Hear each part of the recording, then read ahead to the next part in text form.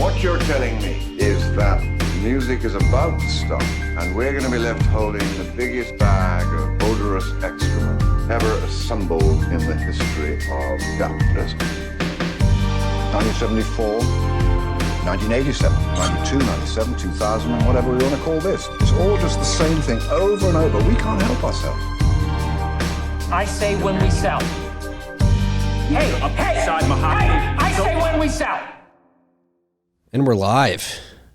Gentlemen, big week in Bitcoin. We got some FASB guidance the public companies are very happy about. We've got some grid instability down here in Texas, and the Bitcoin miners are playing a big role in that narrative. And we're joined by Loren Asmus from Canterbury Consulting. Loren, welcome to the show. Thanks, Marty. Thanks for having me on. Thanks for coming on. I guess before we jump into the topics we have allocated to discuss today, why don't we just jump into a brief introduction about yourself, what you're doing. You're VP of Investment Research at Canterbury. What does Canterbury do? What do you do within Canterbury? And then why are you here to talk about Bitcoin? Yeah, all great questions. So Canterbury, we're an investment advisor, effectively a consultant based out of Newport Beach, California. And so we advise clients, which are small to mid-sized endowments and foundations, as well as family offices, high net worth individuals on their investment portfolios. So everything from stocks, bonds, alternative assets, and digital assets, Bitcoin, is starting to become a part of that. And so the clients we work with, in aggregate, it's a little over 28 billion in assets that we advise on.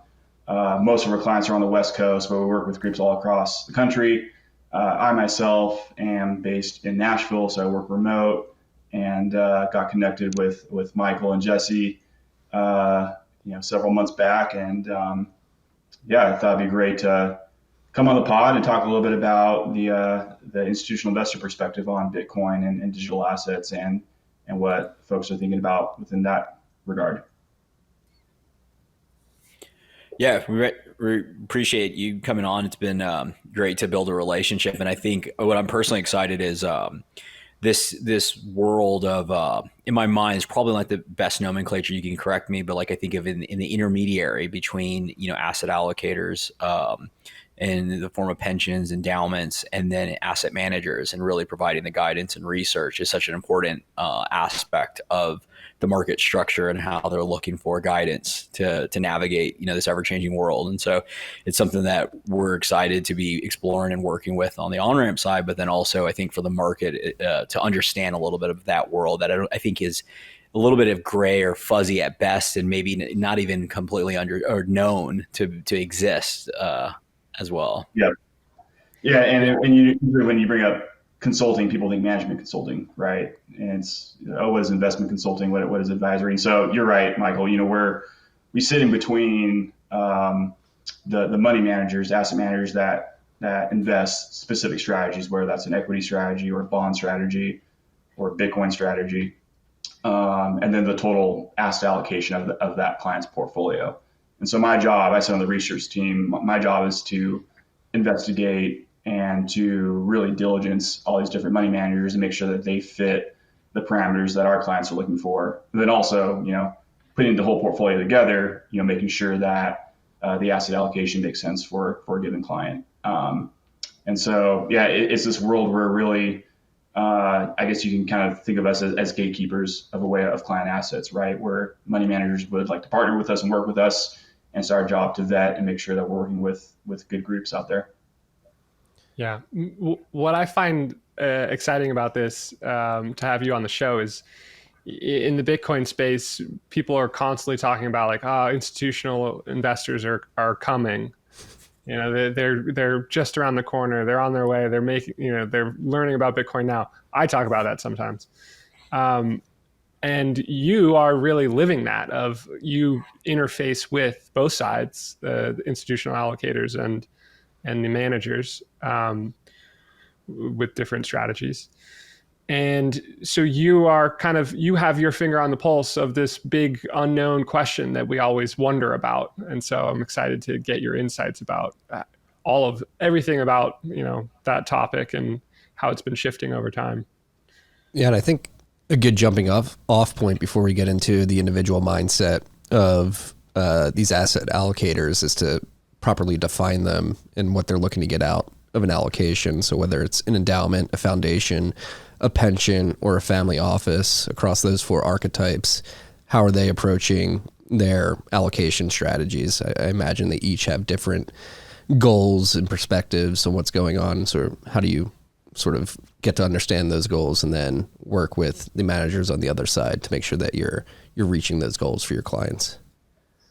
Yeah, and to your point, Marty, every client, whether it's an E&F or a family or a high net worth individual, they all have individual goals within that, and really what they're trying to achieve is very different from one to the other. But I'd say in general, starting with endowments and foundations, at the end of the day, they're thinking in terms of perpetuity, right? Having a portfolio that's going to last multiple lifetimes, going to last multiple generations. And so they want to make sure that first and foremost, their portfolios are secure and their principal is largely secure. On top of that, they're trying to achieve some sort of annualized return that can meet their spend rate. Usually that's around 5% plus CPI or plus inflation.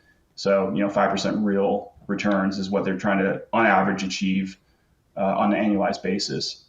And so historically how that's worked is within the consulting space, our team is tasked with going out there, making sure the clients are diversified across a lot of different segments, across equities, fixed income, alternatives. But even within that, if you dive into just say equities, that could be large cap growth, large cap value, small cap growth, small cap value, international, small cap international. So it gets very, very granular even within those asset classes. And so really, if you take a step back and look at a portfolio, it's highly diversified, not only just within, stocks or bonds or private capital alternatives, but also within those individual segments. And so, I would say if you look at the E&F side, they're highly diversified. If you go to the family side, they're also diversified, but you typically find more willingness and ability to take a little bit more risk. And I think a lot of that is down to the fact that people view, and this is not always the case, but this is typically what we see, people view their own money separately or differently than how they may view a foundation or endowment's money. Because when you're a board member or a trustee, that is a very different role than if you're just managing your own personal wealth. And so we tend to see a little bit different asset allocation models between families and institutions. But again, it really depends on kind of where along the life cycle these different groups are in terms of how you put their portfolio together or curate their portfolio. Yeah, and I guess with that in mind, obviously Jesse mentioned there's always been this meme. This meme's been around since 2014 when the Winklevi were saying the institutions are coming. We applied for our ETF. It's going to get approved. The institutions are going to come after. That happens. Hasn't happened yet. Still waiting, almost 10 years later. But what are you seeing internally at Canterbury, interacting with your clients and how they're viewing Bitcoin as a single siloed asset? How are they viewing Bitcoin versus crypto? And then across the different types of clients you have, how are they viewing the risk profile of Bitcoin? Yeah, no, it's interesting, right? You always hear that meme that the institutions are coming or they're here, and then it's kind of a head fake, right? I would say we in terms of just taking digital assets first, and then we can kind of get down into how clients view Bitcoin. Really, we're seeing it on the family side, the most interest. And I think that goes back to my comment on when you're a fiduciary for a larger institution or you're on the board, you're going to view risk and return much differently than your own personal wealth. And so we actually haven't seen, at least yet, much of any interest in terms of allocating on the institutional E&F side. And so maybe that's partly because there's this thinking of it's highly risky, it's venture-like risk. I think there's a lot of reasons for that. I also think that it takes a lot of time to really understand, one, Bitcoin, but then two, when you're hearing about other types of digital assets and and you're getting mixed messages across the ecosystem, it gets really difficult to kind of hone in and figure out kind of what the signal is across cryptocurrencies. So I think for a lot of people, they've said, hey, I'm just going to be pencils down. I'm going to wait and see how things shake out. And then, if we're not early adopters, so be it. But I think the one thing that folks want to stay away from is that uncertainty. On the family side, though, there has been interest in digital assets. That's been a mix of VC type allocations as well as kind of diversified allocations across digital assets. And I think that goes back to the model that institutions and consultants, investment consultants have made is you want to be diversified. And so you take diversification to the next level. I want to be diversified in crypto, right? Or in digital assets. So that means having access or having exposure to everything. There still is a lot of education to be done on just Bitcoin only and why Bitcoin is a signal and why that is the important piece of all this.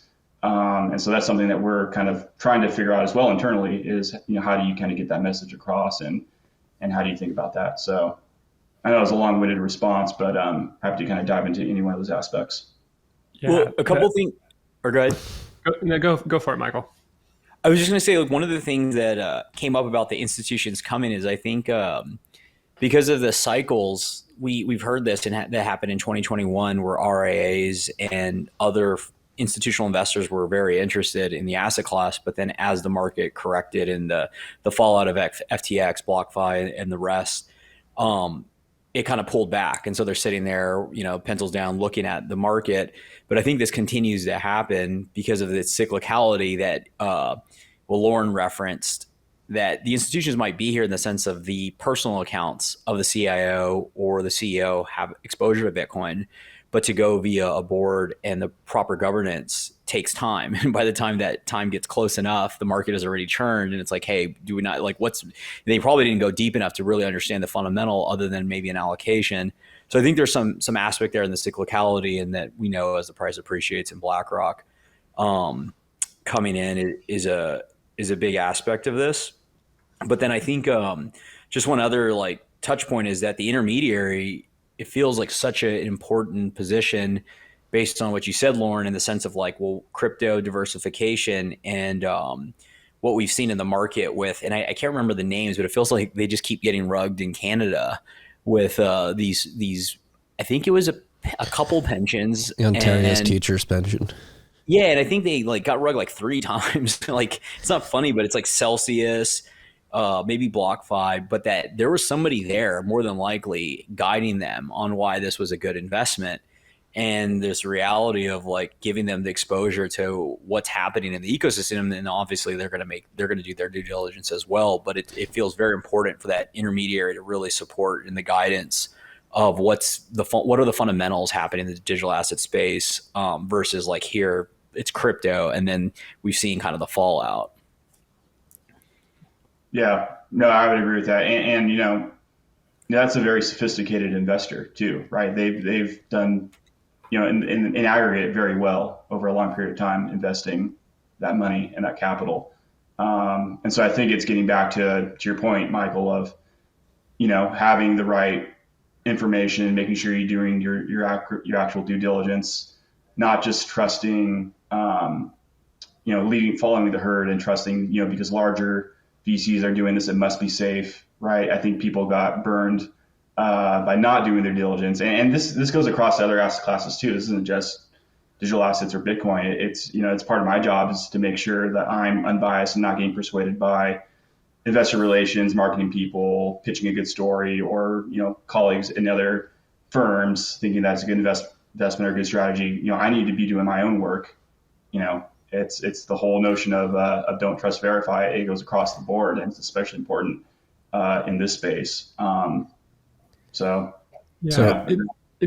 It seems it's very interesting that there's some structural friction or barriers for institutional capital allocators to get on board with Bitcoin and Bitcoin only. And, I think that beating heart mantra of, if we miss out on being early adopters, that's okay, is kind of at the core of capital preservation and how these strategies play out, right? Of you're there to protect capital, you're there to not take risks, you're there to be diversified and have exposure to everything so that you're preserving capital into the future. And that prevents these types of capital allocators from taking that leap on Bitcoin. But then when they do, they're sort of caught up in another mantra that leads them astray, which typically serves them well, of diversification is good. If your mandate is capital preservation, you want diversification across asset classes. And then when you bring that to crypto, you end up with some Bitcoin and a lot of junk.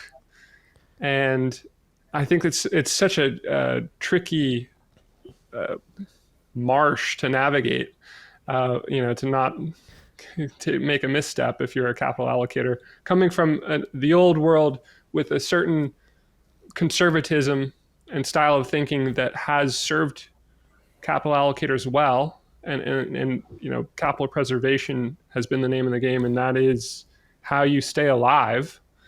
And here Bitcoin kind of asks these same people to slightly modify how they're doing things. I think it's such a difficult thing to get over or navigate. And I guess it comes back to, like, how has that tone that you've noticed been shifting over time? In 2020, we had Paul Tudor Jones come out and say, I've taken a close look at Bitcoin, and I think it's going to be the fastest horse this decade. And then, Bill Miller and Stan Druckenmiller getting on board. And then now most recently, Larry Fink at BlackRock saying some of the same stuff that Paul Tudor Jones has been saying and Michael Saylor has been saying. Do you notice that these data points are starting to establish a precedent or turn the ship a little bit over time about capital allocators' openness to Bitcoin and Bitcoin specifically? I think so. And I think back to 2017, right? During that bull run, me and a few other colleagues were getting, more into Bitcoin and, regrettably, I guess, other cryptocurrencies at the time. And, everyone has their own journey of kind of what they go through and what they learn for their own personal opinion and benefit. But, if I were to think during 2017, if I were to bring up a Bitcoin allocation to our IC, I would have been locked out of the conference room. It would not have been even entertained one bit. Fast forward to 5 years later, 6 years later, I can have constructive conversations with senior leadership at our firm about Bitcoin and the value proposition. And a few months ago, I had breakfast with one of our senior consultants who's been at the firm for 30 plus years, and we spent 45 minutes just talking about Bitcoin. When prior to that, he wouldn't have even entertained it to have that discussion. So the narrative is definitely evolving and changing. I just think it's still early days of understanding why Bitcoin is the signal. And kind of how to kind of think about the ecosystem more narrowly in that regard. I love hearing that. So tell us a little bit more, if you will, about, like, what was he interested in now? That, like, why was that a 45-minute conversation? What was he trying to find out more about? And if you could share any color there. Sure. No, I mean, frankly, he was just trying to understand the value proposition of Bitcoin, how he was trying to understand how it works. He's trying to understand, why is it considered a store of value? Why would you choose Bitcoin over gold when gold has the track record and history that it has. It was definitely he's I consider him to be part of the boomer generation. I consider myself to be part of the millennial generation, and he was just trying to figure out why would the younger generations want to invest in this when gold is a perfectly viable option. And so it's talking about the ability to transact at a much quicker pace, the fact that you are purely decentralized, you can hold the asset directly without any intermediary or third party. And this was 7-8 months ago. And for him, it was just I don't know if we kind of fully got to him being a full-on Bitcoiner by the end of the conversation, but just the fact that we had the conversation, I thought was a big step forward. Everybody needs their 3 touch points, and it sounds like he got one of his touch points at that lunch or whatever it was, and that's just like such a perfect microcosm to me of the virality, the viral coefficient of Bitcoin, where those of us who get into it and see the value of it, we tell more than one person about it, right? And so it's a positive viral coefficient over time. And I just love that little microcosm. Yeah. And I want to take a step back too, just to focus on, because I'm really fascinated about this particular subject. You brought it up earlier, Loren, but like just due diligence more broadly. That's what you guys do at Canterbury on behalf of your clients. And I guess you could say that's your fiduciary responsibility, is to make sure that you're doing that. And as we saw over the last 3 years, particularly, you had Sequoia, their due diligence that they wrote publicly in a blog post was that SBF was playing League of Legends during their call, and that said that he was a wonderkin. That's the utter state, or that was the utter state of due diligence at that point in the market cycle. And I think the zero interest rate environment that we experienced over the last 15 years, or the 15 years preceding last year, the year before, 13, 14, whatever it is, really led to this sort of environment of complacency when it comes to due diligence. So just on the topic of due diligence alone, how do you at Canterbury, or you individually within Canterbury, try to sort of zone out all the noise that is out there and sort of buck the trend that existed in the zero interest rate environment? Yeah, it's a good question, because it's just even thinking of that time, it feels so long ago in a weird way, even though it was just a few years ago. How hyped up everybody was. It was all Web3. This is the future. It's about the blockchain, right? And it's so easy just to follow the herd in that time period, and say, okay, well, Sequoia, they're highly successful. They made a lot of money for clients, for their investors. You give them the benefit of the doubt, right? And I think it was a stark reminder to everybody in our industry that you need to do your own work and your own research. And you take all the factors, you try to take as much information out there that you can get, but at the end of the day, it's asking you the questions that they're not giving you, right? Whenever you're getting pitched on a new fund or a new strategy, they're putting their best foot forward, right? They're only going to tell you the good news. They're going to tell you the good investments. They're going to tell you why their experience beats everybody else. But you got to actually look at the investments, look at the structuring, look at the portfolio as in aggregate, look for potential weak points. But then also it's really trying to understand people. At the end of the day, this is a relationship business. And the second you lose trust with somebody, it's over. And so I think trying to understand the people aspect of it is almost as important as trying to understand the quantitative aspect of looking at the various characteristics of an investment. And some of those things are, how, not how, someone, a CIO or a PM will speak to you on a call, but, how do they interact with their colleagues, with their employees that are under them, that are reporting up to them? How do they treat them? What do they do to kind of spur on a certain culture at the firm? Is that culture additive or subtractive to the firm as a whole? And so I think, really trying to understand the cultural aspect and the people aspect and the incentives behind that is almost as important. And so, yeah, I think it's, at the end of the day, it's you in a way you're kind of a psychiatrist or a psychologist in a way, trying to figure out kind of the mental side of it.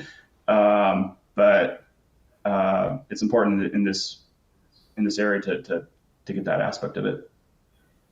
Yeah, and I think this it's such an important aspect to underscore. Maybe Loren, you can speak to this, but it's where the focus from an on-ramp perspective and also just in general where we support in various other aspects of our business or professional lives across the folks on this podcast in the Bitcoin only thesis when it comes to let's forget about crypto digital assets in the sense of should they exist, what's their value.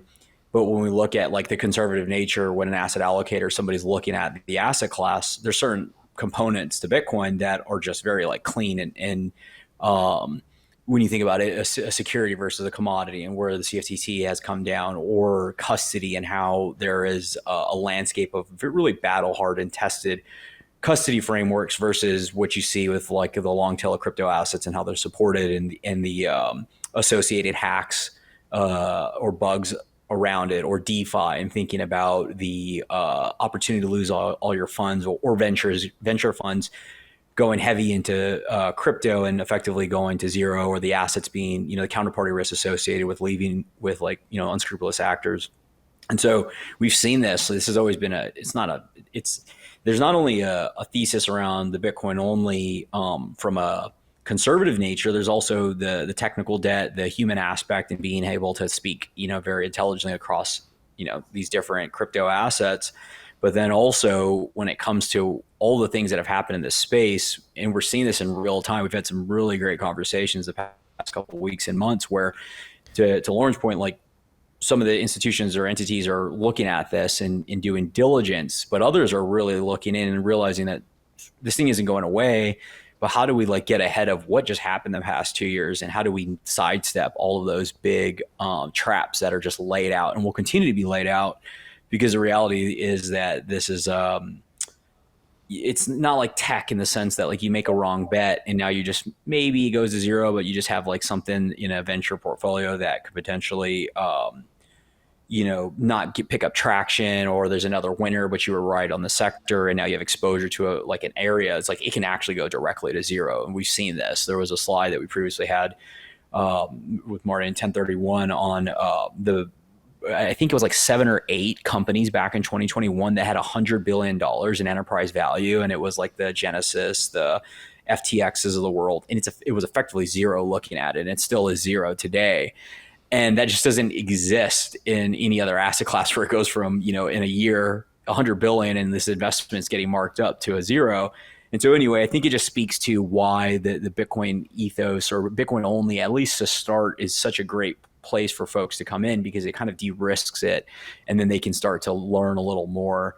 So anyway, I'm curious, Loren, is that how do you feel about that, and how you think of the market outside of Canterbury, but just consultants and institutions, if you think that will help in letting them get access to a market like this, or a sector like this, or it's not really going to matter, they're just going to come, whole hog into across the sector? Yeah, I think it will be gradual. It's interesting, right? Because it goes back to that comment on diversification, right? If you're diversified across a bunch of different cryptocurrencies and tokens and VC projects, in the grand scheme of things, you're going to get something right, even if there's a lot of zeros. You just need a few things. It's the typical VC model, right? You just need a few things to work out and you're going to do well. And I think there's a lot of noise around that. And I think because of that, people view Bitcoin, and this is not everybody, but I think some people view Bitcoin as just something that's boring and not worth the time to dig into, which is insane, right? But I've heard that from multiple people, that it's just not exciting enough to do the deep dive work on it. And part of it is I can understand that, because you have different groups that are pitching you different ideas that sound great, the stories sound awesome, And then at the end of the day, you're diversified across all these different types of stories. And so from your perspective, it's all good. But I do think there needs to be this kind of first principles, back to basics of why Bitcoin is the signal from all this. I also think that in a way, if you're running a Bitcoin only company, or like in terms of your strategy, your product, right? It's a very low time preference business, and it takes a long time to gain credibility and trust, and for people to reach out to you. And then because it's Bitcoin only, you don't have all the other stories and all the other exciting things that you can bring forth to people. And so I think it's just a matter of time. It's just going to take longer than people, I think to kind of come full circle. But yeah, I mean, that's kind of what I see, at least from speaking with colleagues and others out there. Yeah, I agree. Like historically up to this point, that's been the case where it's like, oh, it's boring. But I do think, and we've talked about this, particularly last week's episode with Max Webster, I do think something that is becoming a tailwind for Bitcoin and its narrative is the development happening at second layers, particularly the Lightning Network. Like it's finally gotten to a point of maturity where you can have Web3 like functionality on top of Bitcoin. You point to things like podcasting 2.0, the intersection of Lightning and AI,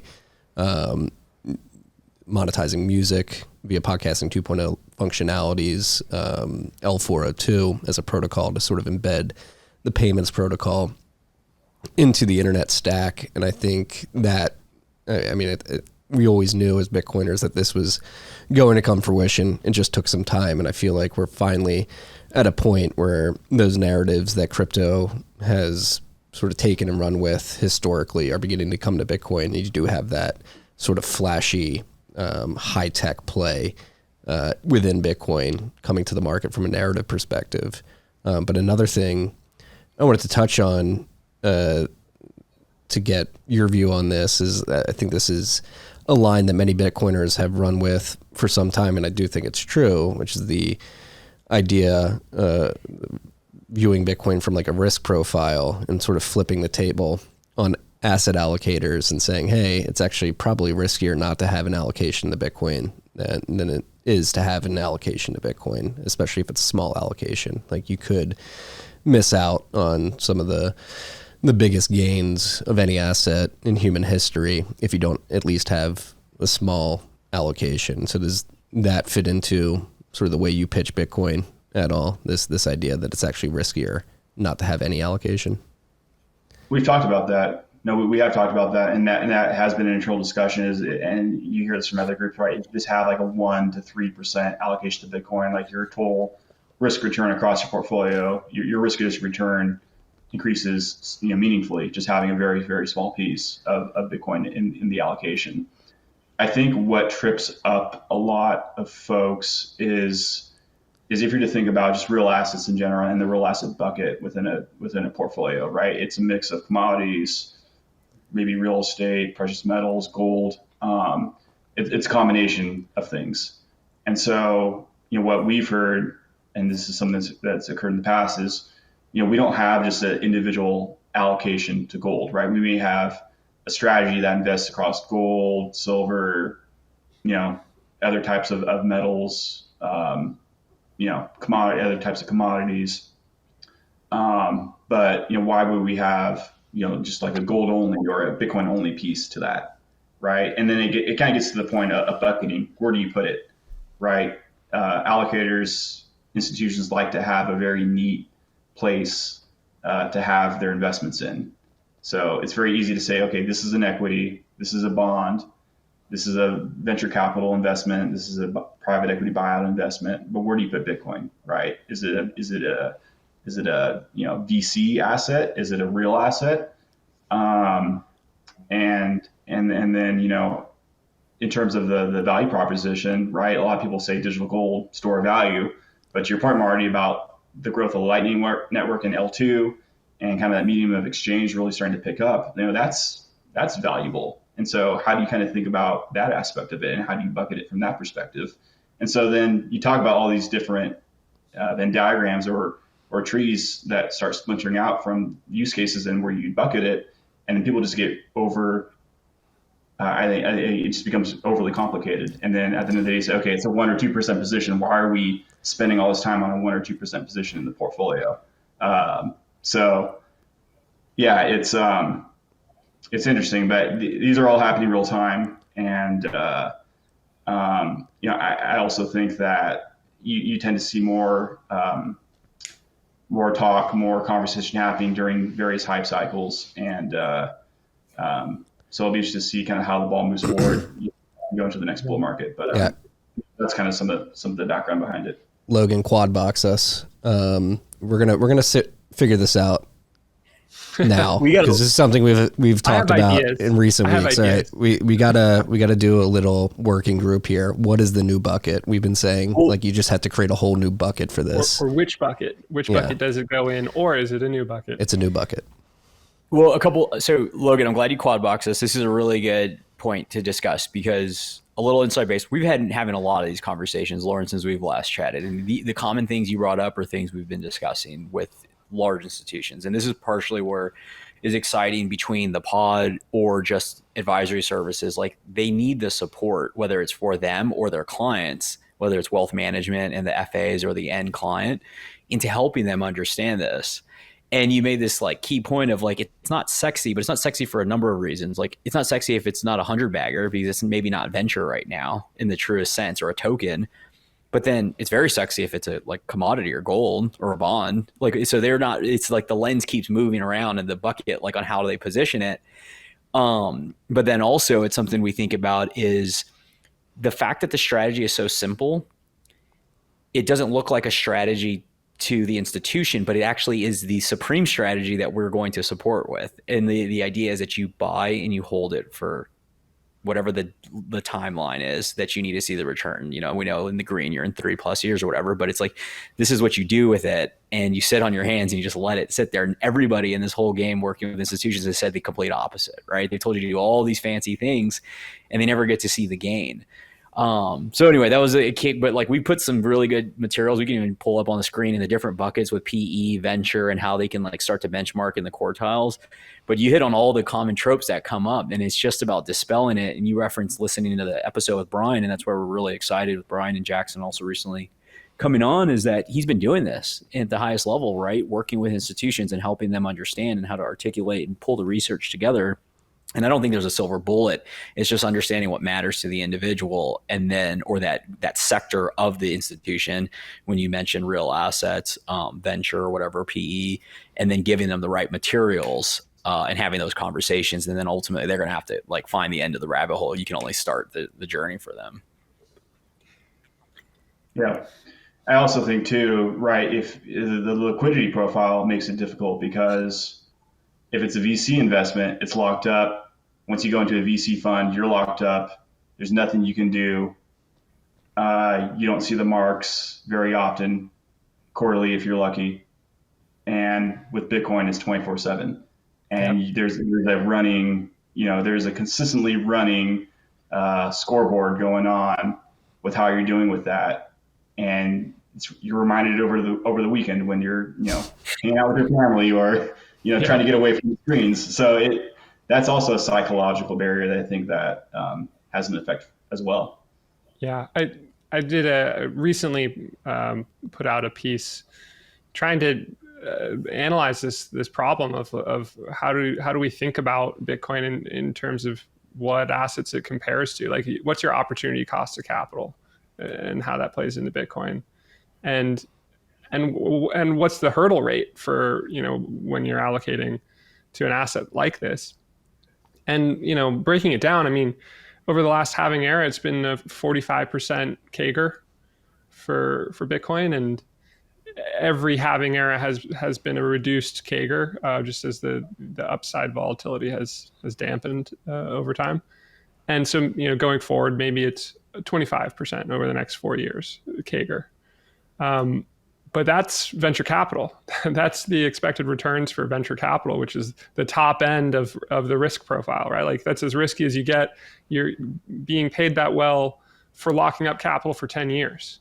and it's going to be pretty binary. You're either going to underperform or you're going to be a part of Google or, Uber or whatever, and your fund is going to outperform. And but with Bitcoin looking forward, it's got this increasing scarcity mechanic that is guaranteed, and that seems to be driving a lot of the CAGR here. So that 25% may be largely based on a programmatic, mechanistic reality playing out, and at the same time it is 24/7 liquid, which is so it's low risk in a weird way, and it's completely liquid, which those are the kind of the characteristics of U.S. Treasuries, which yield 4 or 5%. And so you're talking about an asset that appears to have venture capital returns,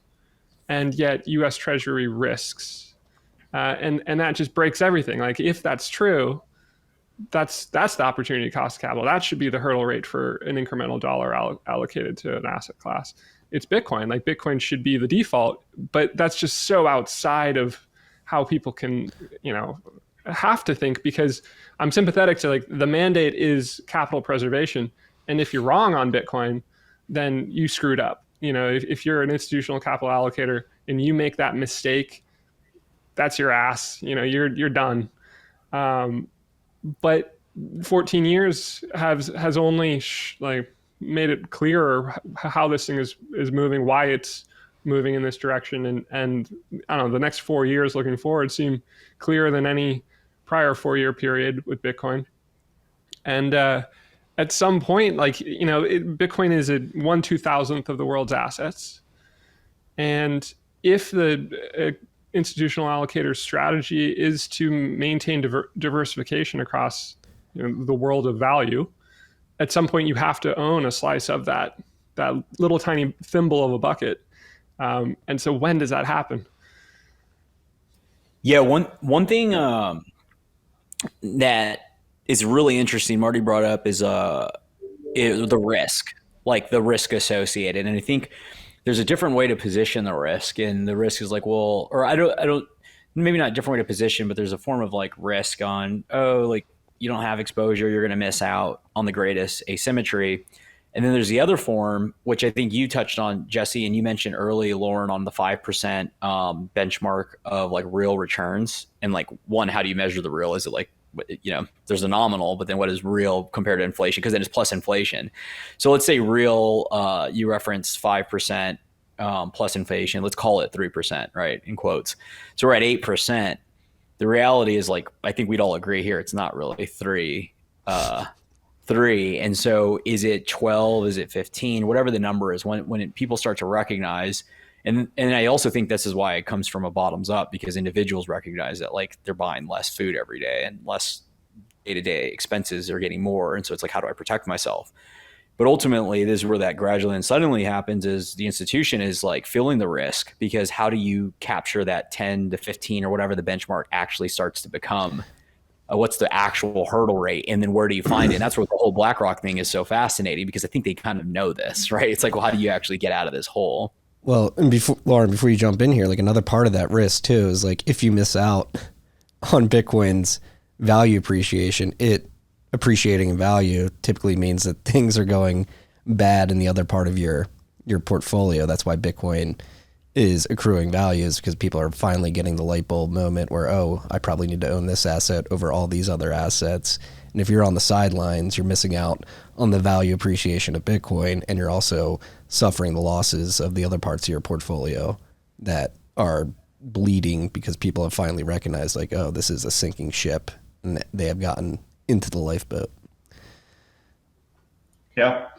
I mean, totally fair point. But I think going back to Jesse's point, if Bitcoin breaks things, that's very scary, right? Like, that's insanely scary. And to your point, like, okay, well, if it breaks things, you probably want to have an allocation to it. Well, things break, and that's why Bitcoin succeeds, right? Right. But also, I think that leads to apprehension of, Bitcoin is a paradigm shift in a way from what people have been used to. There's been whole careers. We've had a a 40-year bull run in bonds since the early 80s, in terms of just yields continually decreasing. And that's a whole career. That's several careers for people in our industry.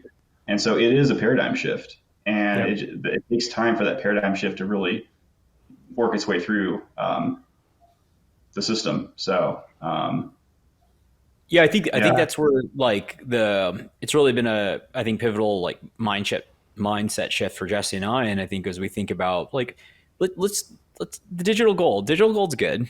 There's nothing wrong with digital gold to start. 2%, get in. We all know you buy $100, $200 as an individual, and you start to pay closer attention. So I don't think digital gold breaks anything. I think it's a nice entry point. There's a lot of upside that still gives us what like 20x, I guess, from here, even more from like Bitcoin's current price. And I think that's an easy narrative. And I think that's also where BlackRock is focused on. And we're starting to see other institutions come in. Makes a lot of sense. It's easy to handle and not have to go down the rabbit holes of multiple layers and cryptocurrencies and all the things. It's also part of, I know you guys have, certain focuses when it comes to the ESG side. And that's also, I think, where it's important that like BlackRock's leaning into that. Or I don't know if BlackRock fully has yet, but like I know the KPMG article, it's not a coincidence. KPMG comes out a week or two later with leveraging, the fact that Bitcoin is ESG, which is something that, we don't lean into, but we've always said if you ever were going to like guide by a principle of environmental, social, and governance, like Bitcoin was always the one that embodied it the most. When you think about what does it do for the environment, when you think of, energy or the social aspects of giving a form of currency that is accessible to all 7+ billion people on the planet Earth, like what else can do that's open other than the internet? So I think that like as this continues and now the narrative is somewhat on our side because the institutions are picking it up for reasons we can debate. I think it happens a lot faster. And maybe that's a good transition on the ETF stuff, or I don't know, Jesse, you have something, but I think that's be good to hear how you guys are thinking about that. Yeah, I mean, I think the last 10 minutes we've just thrown a lot of our thoughts at Loren about how capital allocators should be doing things, me most of all. And ultimately, I'm sympathetic to it. It's like it is a problem of where do you put this thing in a portfolio? Like, what bucket does it fit in? And it's a very high bar to create a brand new bucket. And I've thought about this a fair bit, especially in the last 6 months. And unfortunately, I think the answer is you kind of need to have a new bucket for it if you're going to really do it right. And that's a really high bar. So barring that, treat it as digital gold, right? Like, and then fit it in with the hard asset part of the portfolio and try to justify it being a few percent when the hard asset portion of the portfolio is probably only a few percent on its own. So it's hard to really get enough exposure to Bitcoin when you fit it in that way. But at least that's a start. And I think it's just an impossible problem. And Loren, you're on the front lines of trying to help make sense of this for your clients of where does this fit in and how does this work with how people currently think about things and how they've structured their portfolio to work. And it's just so tough that like the best answer is create a new bucket, and nobody wants to do that. Yeah. Yeah. And I think part of it too is the origination of Bitcoin, right? It came after the GFC, and it was made for individuals to have, some sovereignty and rights back. And this is the first asset that I know of that the individuals were able to adopt it first, and then the institutions came in after, right? Or right. It's usually the other way around where it works top down, not bottom up. So I think that also leads to issues like, okay, going back to my comment on why families have looked into it more than the institutions, like I can just hold it as an individual because I don't care about bucketing. And also, I get the personal benefits of owning it directly versus an institution's like, okay, I have to own it in a certain vehicle. Where do I put it? There's just all those other considerations. It wasn't designed, it wasn't created as a product for institutions first and foremost. Yeah.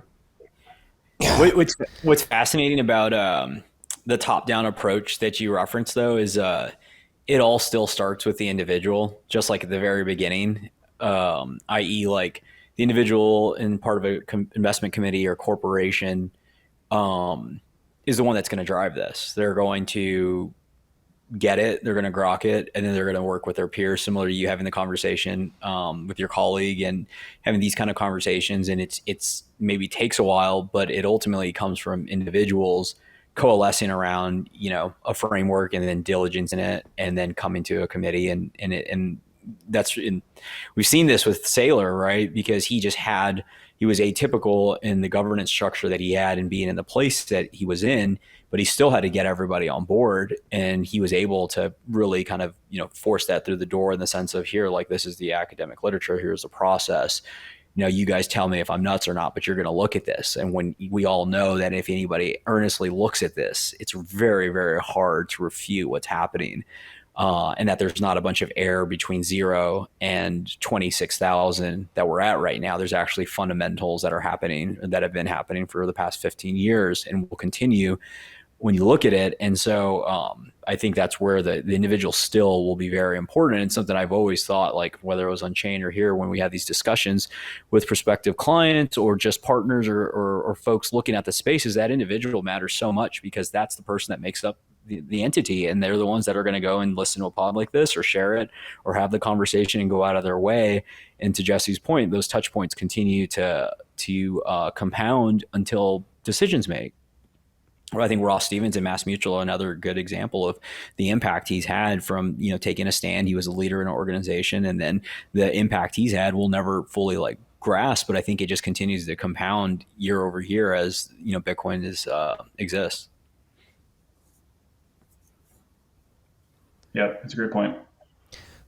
I've got a bow to tie on this bucket conversation. I was listening to the latest episode of Invest Like the Best. Patrick O'Shaughnessy had Will England from Walleye Capital on. And in the beginning of that episode, he told the story of the robber barons during the railroad craze in North America. And he mentioned James J. Hill specifically, which I found very interesting, because James J. Hill is one of the few titans of industry from back in that day that I've really dug into.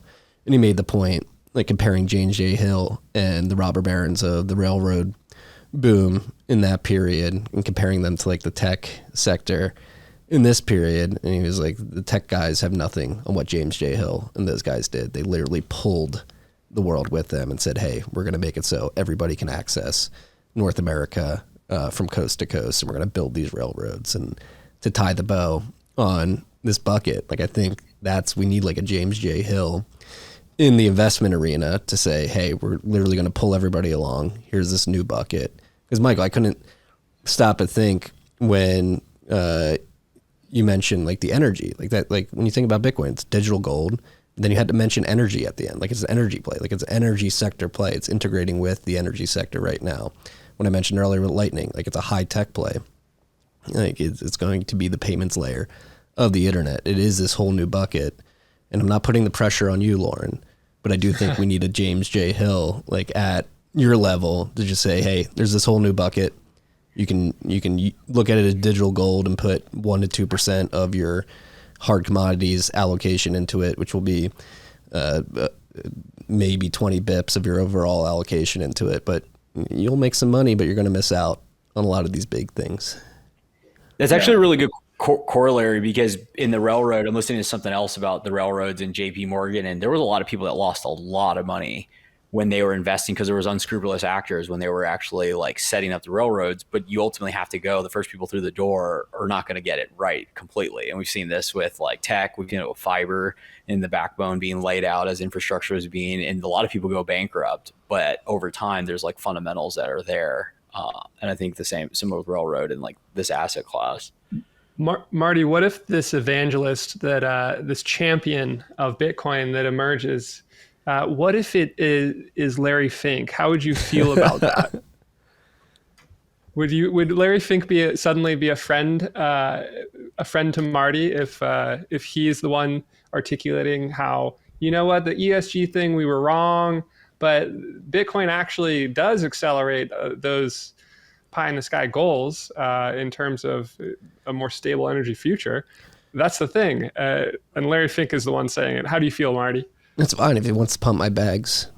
He certainly can, but I don't think Larry Fink is equipped to be that guy, because he wants all the Bitcoin to sit in that ETF. And like we mentioned many times over the last couple of months, like that is the last place you want your Bitcoin, because as we've been talking about, the utility from the medium of exchange perspective that's being added via L2s like Lightning, Space Chains, Fedi Mints, whatever, like you're going to want to tap into that. And he's not going to want people to have their Bitcoin not sitting in his ETF. So I find it hard to believe that he'll be running with those narratives as well.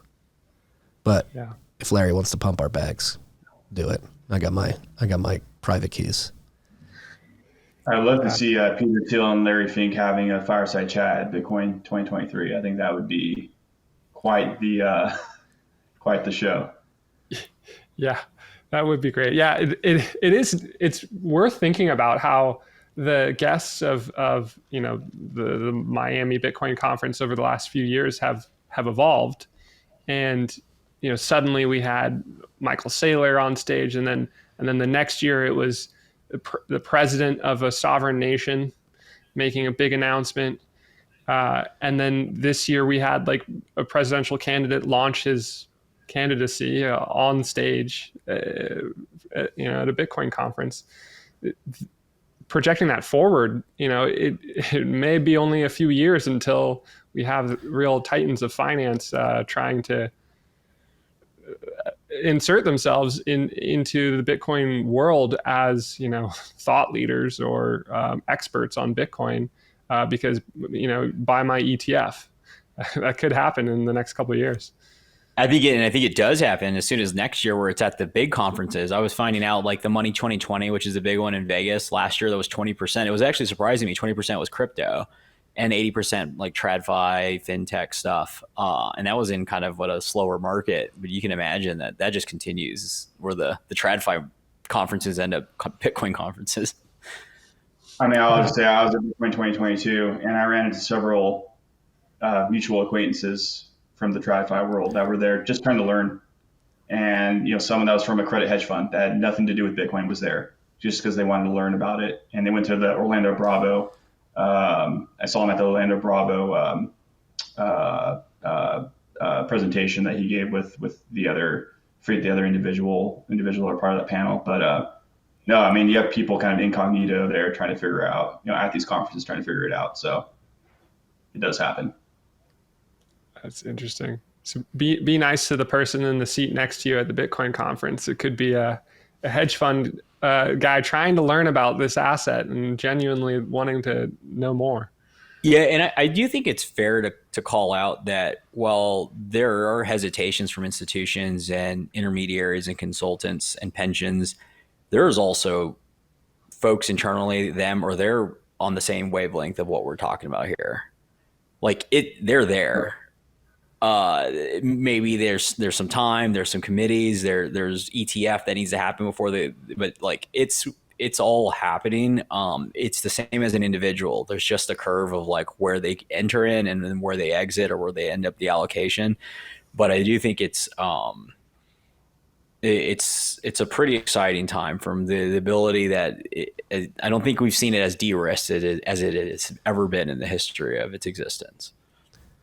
I mean, Loren is proof pudding of that, right? Like these people exist. And I guess we've been hogging the mics here, but I do want to bring up this question, which is like, do you view like actually nailing how you guys advise on the Bitcoin side of things and allocating to Bitcoin for your clients as a way to differentiate Canterbury from your competitors out there? Because if you guys get this right and you lead your clients down the right path, they're going to be very happy. And I imagine that leads to more business down the road. Yeah, no, absolutely. I mean, that's something we're actively thinking about, not with just Bitcoin, but other, types of strategies, other things. Like how can we be as forward thinking as we can with what we offer and the service we provide to our clients. And so, for instance, we've created an internal, digital asset working group. It's not quite the Bitcoin working group. It's not called that yet, but something that we created 2 years ago just to get educated and to try and learn more about the space. And and those types of internal working groups tend to lead to official investment committees, which lead eventually to allocations, recommendations to our clients. So kind of the nice thing about our position in the marketplace, we're not one of the larger consultants. We're not a small RIA. We're kind of in the middle in terms of the groups that we advise on and the assets we advise on. So we kind of have that ability to think of new things and try to think outside the box, but still have the scale, to implement proper strategies and get kind of best execution on those strategies.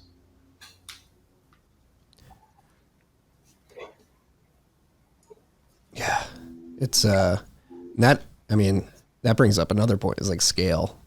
Like, who can actually come in scale once they've made the decision. What does that scale look like? Running with the hypothetical that people get it and then they begin allocating accordingly. Yeah, I'd love to make that a little bit more granular of a question for you, Loren. Like, I don't really have a great grasp on how big are the pools of capital for different types of institutional allocators, but more specifically, how relevant are those different pools of capital in terms of how able they are to move into something opportunistically like Bitcoin, or to be able to move quickly? Like, in my head, a hedge fund can, they might have 5 positions. So if they decide that Bitcoin is one of them, it could be 20% or even more. I mean, Bill Miller has 60% of his personal portfolio in Bitcoin. And so in that sense, like, the hedge fund kind of tips the scale pretty quickly in terms of ability to move fast and the amount of wood they can put behind the arrow. How, illuminate me a little bit more on, like, how is that in reality on the institutional side? In my head, the endowments and foundations will move incredibly slowly, and they will dip a toe and incrementally go from there. I think that's right, but is that how you see it? No, that's right. And, we meet with clients on a quarterly basis typically. So that's 4 times a year, right? And so there's a lot of things you need to cover if you're only meeting with a client, 4 times a year officially. Obviously we have discussions and conversations quite a bit with groups, on a ad hoc basis. But when you're talking about a whole portfolio, and you're trying to add something new to that portfolio, it takes a lot of cycles and a lot of education and getting folks comfortable with the decision. And to your point, Jesse, on the E&F side, it is more gradual and slower for a few things. One is you typically have several trustees and board members that have various opinions, that have different backgrounds, come from different areas, different industries, that need to come together to make a consensus on that decision. So we're as an advisor, we're recommending something. We're not making that discretionary choice for them, right? It's at the end of the day, it's the client's decision whether they want to invest in something or not. We're doing our best to bring forth the best opportunities to them, but at the end of the day, it's their decision on the advisory side. And so a lot of it is getting consensus, making sure everyone is well up to speed on the value proposition and is well enough educated to know what they're investing in. Versus on the family side, you usually have one or just a few different decision makers where they can just make that decision right away. They don't have to really worry about bucketing as much. And depending on their willingness and ability to take risk, that allocation can kind of vary. And so, yeah, it's gradual. It's definitely a toe dip at first, and then as folks get comfortable, it can lead to larger allocations. But just to give you like a sense, I work a lot on fixed income and credit, and we've been advising clients on private credit more recently, and that's been a 2 to 3 year process from when we started talking about it with clients to now getting actual commitments and allocations to it. And that's something that's been, private credit's been around for 10, 15 years prominently in the community. And, but just because it's a new asset class and something that clients haven't had previous exposure to, it just takes cycles, it takes reps. So hopefully that gives you a sense of kind of the timeline and why, when you hear institutions are coming, okay, there may be a few people who believe in that, but it just takes time to get through all the different cycles of that. What do you think takes more time, and where the apprehension lays more with the fundamental understanding why there's value, or why there's an allocation makes sense? Because you can look at results, but then it's like, well, why would they continue? Or do you think that there's buy-in there, or there's more buy-in there, but then it's like, how do you safeguard it? Because all you hear about is how everybody loses their Bitcoin. And I know it's not one way or the other, but like just what your instincts tell you or what you've seen, where do you think is a harder barrier for somebody to grok or understand? Are you referring to just directly with Bitcoin in terms of why it's hard to get over the hurdle of allocating? Yeah, and just like the not necessarily with Bitcoin, but I guess we can focus on Bitcoin. It's just looking at the asset and thinking through, okay, let me think, in my mind, I picture this as somebody looking at it and says, okay, well, this has been the best performing asset. It's done this. We've seen it go up. I can get it, but then I don't know if I make a material allocation that it's actually going to be there, because all I hear in the news is how it ends up in landfills or whatever. Or it's the other side where it's like, I don't actually fully grok like how this can have any value, in quote unquote intrinsic value. And so forget about custody, like somebody's figured it out. I just don't buy into that. Like, where do you see larger barrier? And I know they both exist, but like just in your mind, what do you think takes longer for somebody to, in the institutional space, to really feel comfortable in making any kind of allocation? Yeah, I would say the latter is definitely a bigger piece, because if you don't believe in the thesis, it doesn't matter. Everything else doesn't really matter, right? You're just going to automatically dismiss it, not do the work or look into it. The custody side and the rug pulling and the bad actors, that that's hopefully our job of figuring that out before we even bring that to a client. So if that happens and our clients allocated to that or got exposure to that on our watch, shame on us. That's why clients hire us. And so I'd say the bigger hurdle is just understanding the value proposition, the role it plays, and the differentiation it has to other assets in your portfolio.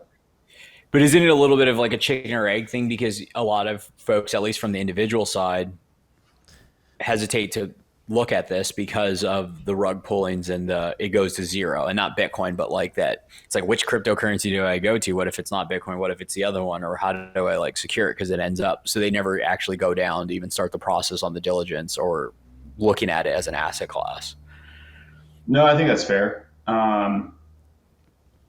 In a way, though, I think it's kind of self-selecting, right? Or you're going to find whatever fits your kind of preconceived narrative or notion behind it. So, if you look at the BlockFis and FTXs of the world, you'll say, look, there's the evidence that this is all just nonsense. Discounting the 14 years prior of, or just looking at the actual technology itself, right? And how you can actually custody it yourself. So it's tough, right? Because it's something I think a lot about, because we hear the number of 200 million or whatever that hold Bitcoin, but we know a majority or large portion of that are somebody that has 50 to $100 on Coinbase. And I feel like a lot of that individual or, entity, that it's a flyer because it's just like, oh, like maybe this could work out, but maybe it couldn't, because history shows that all these bad things happen. And so it's like, how do you it's just this interesting like dynamic or paradox of like, I can't look into it because it's ephemeral and there's nothing tangible related to it. So I can't actually think about going deeper, but then there's the other side. So it's I'll expand on that. I think that's a good point, because privately you can do that. Like, you can own $100 of Bitcoin in cold storage and say, I'm just going to have this as a hedge. I don't have to tell anybody about it. It's not very much of my total net worth. If it does, great, awesome. If it doesn't, it's private. I don't have to say that I lost a bunch of money owning Bitcoin. Versus if you're a public institution and you go through a formal IC process and you have it on your portfolio and all your stakeholders can see it, now that's a different story, right? Because now there's the public opinion and the fact that everyone knows whether you did well or you didn't do well by owning that investment. So I think that's part of it too. And that's probably what some of the differentiation you see with institutions versus individuals. On the individual level, you can keep it somewhat private. At the institutional level, everybody knows, right? Pension plans, they have to make everything public of what they own. And I'm sure the groups that own the FTXs and BlockFi's of the world, that's something they'd never want to have to go through again. I can guarantee you that. Yeah, the the whole concept of career risk is one of the biggest hurdles here. And there's people that lost their careers because of FTX and BlockFi.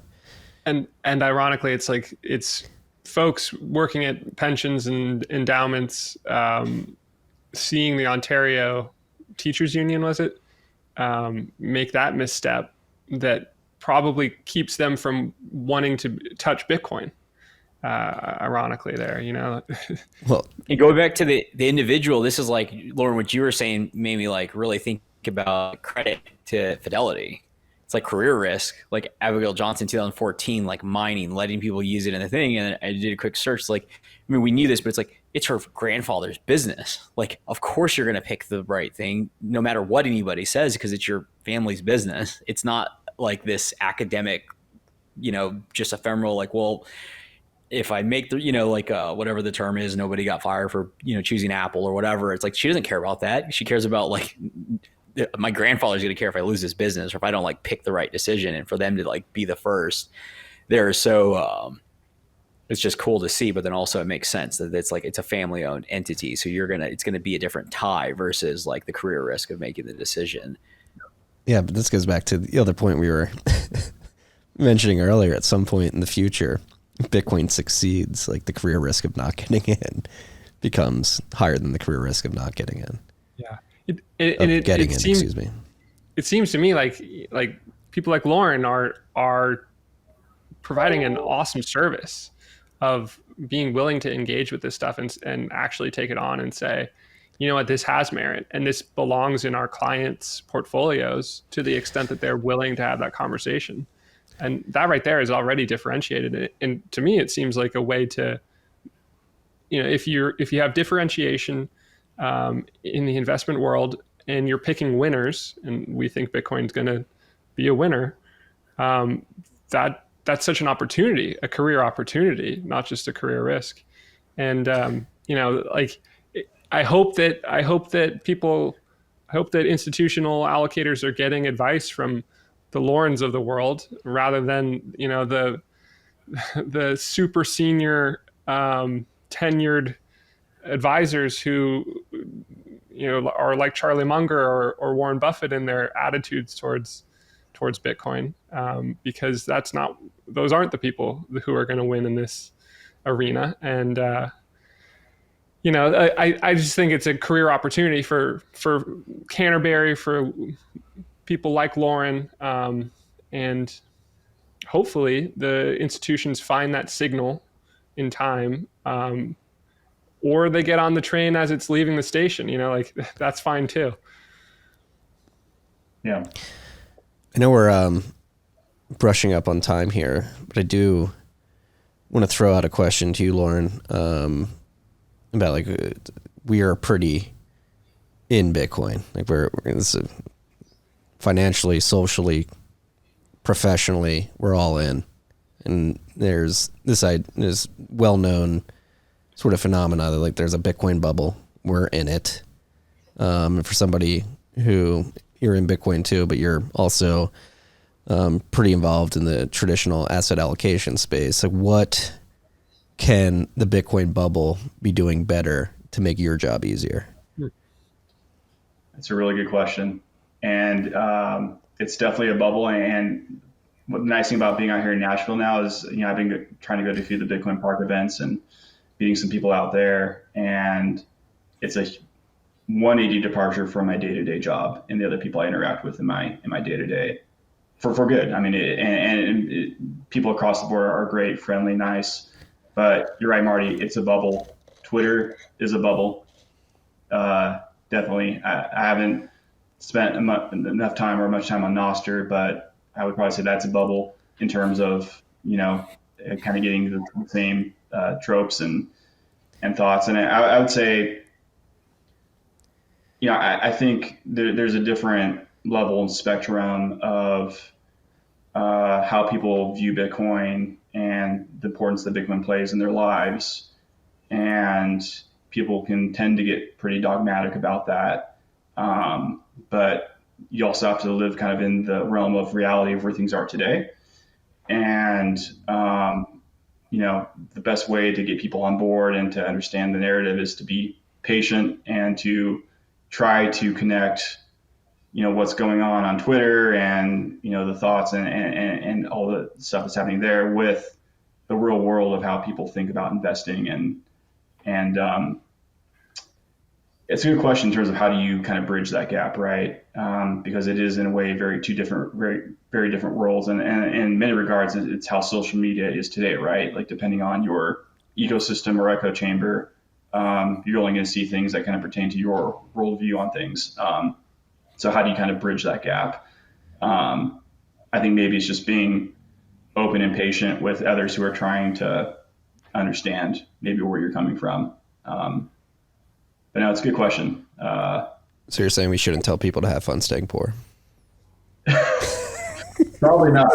Or saying like you should have 100% of your net worth in Bitcoin. That it just, those things, that might sound reasonable and fair based on the work you've done and everything. But like to the normal person who is not in this every day, they're going to think that's absolutely insane. Yeah, agreed. Yeah. Yeah. I wonder what the meme will be in the next bull market. I mean, Udi came up with have fun staying poor, and it doesn't feel like it's aged well. It was quite a moment of bull market arrogance on the part of Bitcoiners to embrace that one. But I'm sure there will be another meme that emerges in our brief euphoria that happens in the bull markets, and when we spend 90% of our time in sideways or down pain. Yeah. No. I would also mention maybe, in terms of, there's a lot of drama that happens on Twitter, right? People with different viewpoints and a lot of going after people. Like that doesn't show well either from the institutional side. Like people don't want to see that drama. They don't want to, they don't care. People don't care. Right. It's a bad like, what is the value proposition of this asset? Like, I don't care about the back and forth of you trying to one up somebody on Twitter. Yeah. So it's a bad look. I remember when I was still an altcoiner, and I was starting to be like, okay, maybe the Bitcoiners are right. And I checked in on Bitcoin. And it happened to be at a point in 2018 or 2019, I guess probably late 2018, when there was like a Bitcoin cruise, and like that was like the big event of that week or month or whatever. Roger Ver, Tone Vase. Yeah. And that's cringe. I like checked in on that, and it was a bunch of drunk douchebags, on a cruise, fighting with each other, like, verbally. And I was like, this clearly is not the signal. Like, this can't be a good asset if these are the clowns who are associated with it. And that's really just Twitter. That's what Twitter is one giant like verbal fight like that. Well, there's also the clowns in the just in this asset class. Like I always talk about from an operator perspective, and like coming from, big companies, you think of the Googles and WeWorks, like in all of that. But there's also like the formation of like the firms. If you think about like the big firms like BlockFi, Genesis, TCG, like these were the marquee firms, and Wall Street is just literally is going to mop the floor because they blew themselves up. And now they're about to step in. You got EDX, you got BlackRock, you got, Fidelity, Schwab. Like they're coming here and just like okay, time to go. And it's just like it's showing like these guys had very little. It's one thing to be a tinkerer and to come in and be early, but it's like that saying where the person you can give somebody like some money or whatever, they can win the lottery, but they're quickly going to give it back if they didn't earn it, if they didn't deserve it, or whatever the thing. It's like very similar. Like you could build a great big business if you're in the right time, but if you didn't actually if you were just riding tailwinds versus had fundamentals, we've seen it just like completely evaporate. And so that's where, like, I think the next 10 years, as the market infrastructure works out and you have the right operators and executors, we'll see the real, like, Googles and Amazons of this next 20 years that are going to build long-term sustainable businesses and moats around them. Yeah. No, and I think that's exactly what I was going to say, Michael, too. Is like, we've talked a lot about this recently, and I'll be the first to put my hand up. I've been in the middle of these Twitter brawls historically, but I think the last year particularly, I've really resigned myself to try to stay out of that as much as possible. I get tempted. I get pulls me in every once in a while, but really my focus has been like, all right, I believe in this, like, it's going to happen, but if it's going to happen, we need the critical infrastructure that is going to, number one, show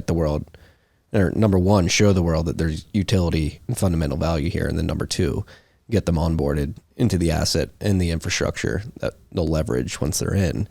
And that's like heads down building. Like, there's too many conferences, there's too many stupid Twitter fights. It's like, all right, we have the tools at our fingertips, go build the tools and let the tools show the world what this thing can do, instead of you screaming at the world what it can do. You actually have to go build it. And that's part of the reason why OnRamp exists and why this podcast exists. I don't want to blow smoke up our own ass, but that's part of, like, what we're trying to do here is be that bridge that tries to break out of the bubble, talk to people like yourself, Loren, to be this bridge of like, hey, we're not all completely crazy. Yeah, it's building, but it's also, to your point, creating long-term relationships with people and building trust. And that takes time. That's not done over Twitter, right? It's like having real world conversations, discussions like this. And that's how you're really going to get people on board is building that trust and having that long-term thought process to it all. Yeah, there's also real opportunity cost with noise and distraction. So you can always find out, say, like, don't tell me what you're saying, or like, show me your portfolio. It's like, don't tell me what you're saying on Twitter. It's like, show me what you're doing. To Marty's point, it's like, you spend all your time there. Like, how much time can you really be? Or you could be doing a lot more if you didn't have the focus split 50-50. So it's just a real world application of, like, focus. Yeah. Well, Loren, I want to thank you for joining us this week. It's been extremely illuminating to get your perspective, and I do think the institutions are coming meme. If you've been running with that, I think this discussion is a good level setter to understand how these institutions actually move, and the pace at which you can expect them to move, if they ever will, into this asset class. So thank you for your time today. And before we wrap up, if you have any sort of parting notes for the listeners out there, if there's anything you want to get out there that you think we should touch on before we wrap up. No, thanks for having me. This is great. Glad to be a part of it. It's nice to be on a podcast like this, which is a departure from my day to day. And no, I would just say, it's, in terms of Bitcoin, I think it's just continuing to do the work and get the story out and educate. And we're still, it's a meme too. We're still early, but it's true from an education standpoint. Across a lot of very smart, sophisticated investors, they just need the education on what Bitcoin actually is and the differentiation between that and other digital assets. So for those who are in that seat or have kind of a voice to do that, I just say just keep going and keep continuing to just bring out information and educate. Awesome. Yeah, and just to add and echo to that, we really enjoy, like, speaking for the guys, but it's me specifically, like, enjoy these discussions, and it's exciting to, like, start to have them with the level and caliber of what you guys are doing. And so I'd encourage, to the point of, like, interest, Jesse and the team have put a lot of good material that can empower individuals and entities to go and share and start to have the conversations. And we welcome the reaching out. We've started to get inbound from folks that listen to this podcast that are interested, that are have their institution or their firm further down the curve on getting the education to the end kind of like allocator. And I think there's more out there, but it's like there's always some folks have more initiative or willing to kind of stick their neck out and reach out. And, like, we welcome the cold outreach, whether it's via email, via the website, via LinkedIn, because we have all these materials and they're ready to go. And we have a lot of exciting things planned for this month, the next month, where it's going to really round out all the things we're doing that will be able to support folks like Loren, institutions, pensions, endowments, high net worths. So it's really great to have Loren on. And then as a teaser, next week, we're actually going to have somebody from the Fidelity digital asset team joining. And they're really excited to share what they're working on and some of the stuff they're seeing with the ETF, wealth management. So I think we'll make September and October partially institutional because maybe there's an ETF coming sooner rather than later, but don't know anything in particular. And yeah, I would just sort of add to what Marty said before of like, institutions are coming is a meme and this is how it actually happens, but they're still coming. And in fact, it's just slow. It's just gradual. There may not even be like a gradually then suddenly in this situation. It might just be gradually a little bit more, a little bit more, a little bit more. And the institutions that are arriving right now, the institutions that are coming and arriving in the next 18 months are the ones that regretted missing out on 2020, 2021. And I think have been doing their due diligence since then or getting ready, laying the groundwork, getting the investment committee on board.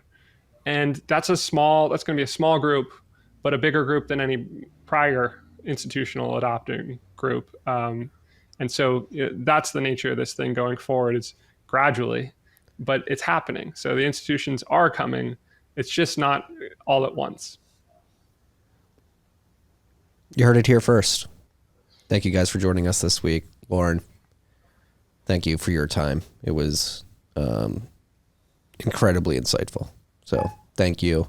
And we will see you guys next week where we'll talk about Fidelity filing for an Ethereum ETF. See you then.